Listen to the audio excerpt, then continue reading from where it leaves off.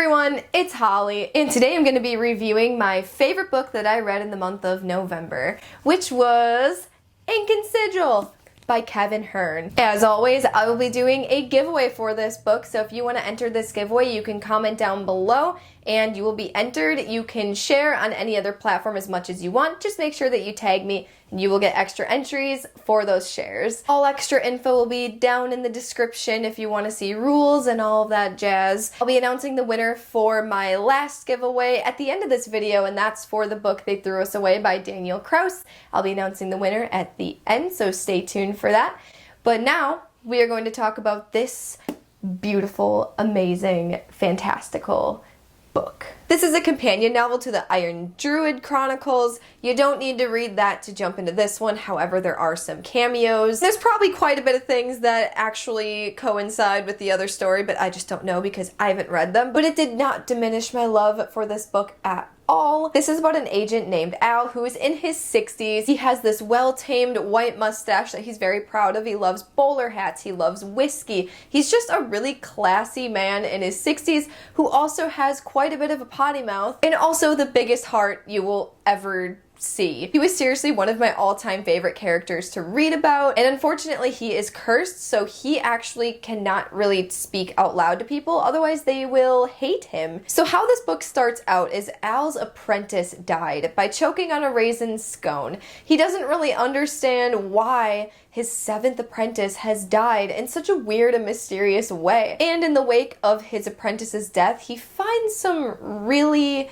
wrong things in his apartment. So he goes to investigate with his little team that he has. And that's all I'm really gonna say. You really need to jump into this one. It is absolutely incredible. This is one of my all-time favorite reads, like, ever. I gave this one 4 out of 5 stars, but the more I think about it, I'm giving it a 5-star rating. I love it way too much, and I'll get into the things that I didn't like about it that originally made me dock it, but I'm willing to let those slide because I loved it that much. The strongest point in this book are the characters. The team of characters. There's a specific duo in this book that is just fantastic. Like, they are so perfect together, and I really like their dynamic, and I don't want to give anything away because even though it's like not a spoiler and it happens early on, this character is just so interesting and hilarious, and their banter together is just chef's kiss. I also appreciate that these are all morally gray characters. They're definitely the hero of this story.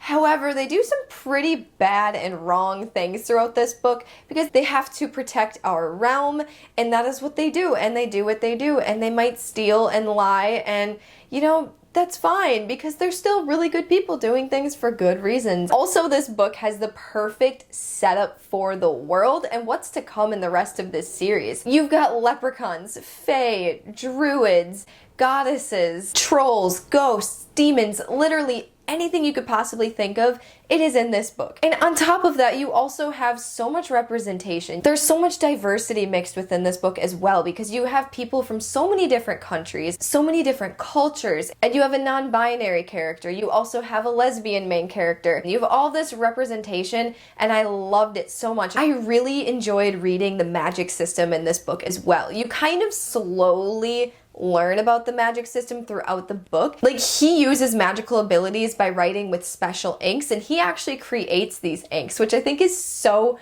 cool. So there's this like really weird water bear scene. Okay, I'm gonna show you what a water bear is. I did not know what that was, but apparently this really exists. But like, for instance, there's an ink that uses those. So he can basically write a little sigil on like his ID or something. And then he'll be like, look at my ID. So they'll look at his ID and then magically they're basically under his manipulation. So that's how the magic works out, and it's so cool. I really appreciated that he seriously looked into how to make certain inks. Like, I was super curious and I started Googling I Googled a lot of things while reading this book, and everything I looked up was like true. I mean, aside from the fact that they're not, you know, magical, but like that's seriously how you make inks. I just really appreciated that the author added so much to really get you to understand how this magic works. There are a few things that fell short about this book. I'm just going to mention this one first. This isn't something that bothered me, but it might bother other people. That this book is written all in Scottish dialect. Personally, I think it made me feel fully immersed and more connected to the characters and really true to what they actually sound like,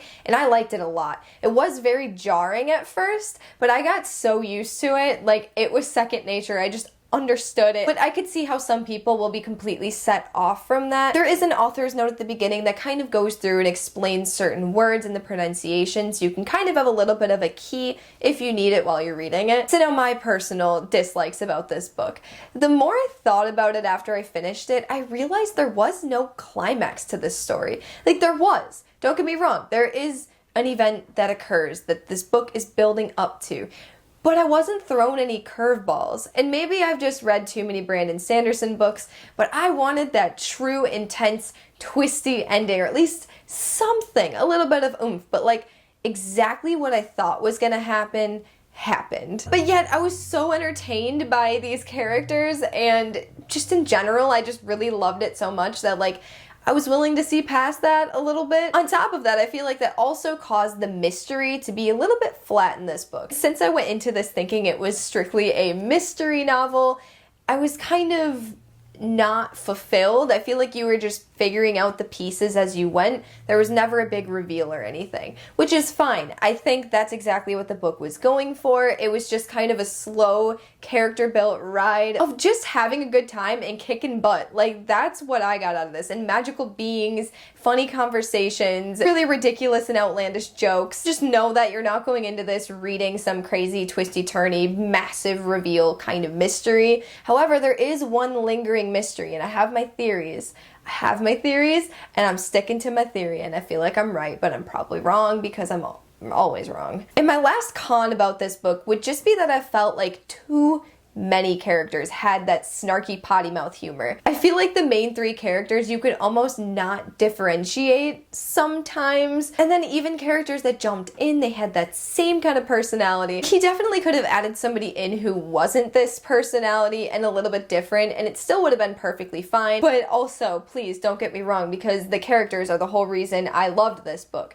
So I just would have liked a little bit more difference, and maybe that's just because it's centralized between those main three characters, and trust me, they are a trio of people that you would not want to mess with, who are absolutely hilarious and ridiculous. Also wanted to give a mild trigger warning that there is a little bit of extreme violence slash gore. Like, it was a lot more violent than I thought it would be. Not like it's a reoccurring violent thing, but there's that, and there's also like a tad bit of cannibalism, so just like a little warning. I had high expectations going into this book because this style of book was everything that I wanted to read, and it delivered, and I loved it so much. I really want to read his other series now that coincides with this because I just really like his writing, and I love the humor. The potty humor might not be for everybody. It's definitely pretty out there, and some people would consider it childish. Well, I am basically a child when it comes to my maturity level, so of course I loved it. This one also does have a lot of pop culture references. It also has a lot of really tough topics